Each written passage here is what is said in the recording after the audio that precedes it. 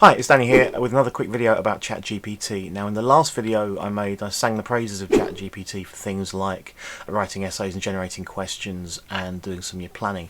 But I want to put in a slightly cautionary tale today for people who want to use Chat GPT for slightly more academic purposes, such as writing academic essays or finding references and doing literature reviews, that kind of thing.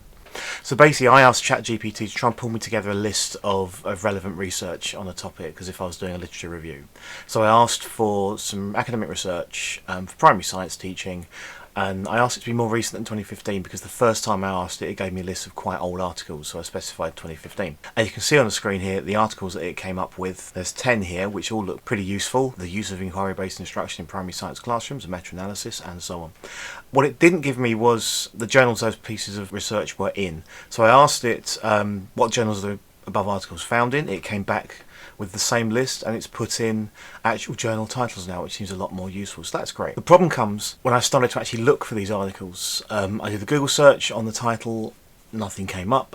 I did searches on author and title, nothing came up. I went direct to the Journal of Research in Science Teaching's website. There was no record of an article with that name and those authors, and actually searching for these authors didn't bring anything up either. I then tried it for the second one and the third one, and pretty much all of these articles, as I search for them, they don't exist. The titles sound legit, the authors are kind of legit. I tried a different list, and I've got a nice article here, literature review by Osborne and Dillon. Now Osborne and Dillon do write together as a partnership, and I have a book by Osborne and Dillon, but it's not G Dillon, it's J Dillon, and I actually know him on Twitter, and I asked him, did he write this literature review, and he said no, that's nothing to do with him. So what I can sort of glean from all this, ChatGPT is very good at pulling in information from multiple sources. If you ask it to write an essay, it'll go off and trawl information and mash that together into a realistic looking essay. If you ask it to write some questions, it'll analyse lots of different question sites and question sources and generate some questions from multiple places that kind of look genuine. And what it's doing is it's mashing up bits of different questions and bits of different essay. That's fine until you ask it to generate actual proper research, because it's still doing its same trick of mashing stuff together. So I'm pretty sure there may well be something that has that title, possibly, or at least part of that title. There's probably a Hardcastle and a Bell writing stuff that may not be the initials of the proper Hardcastle and Bell that are out there, and there may well be articles in the Journal of Research and Science Teaching.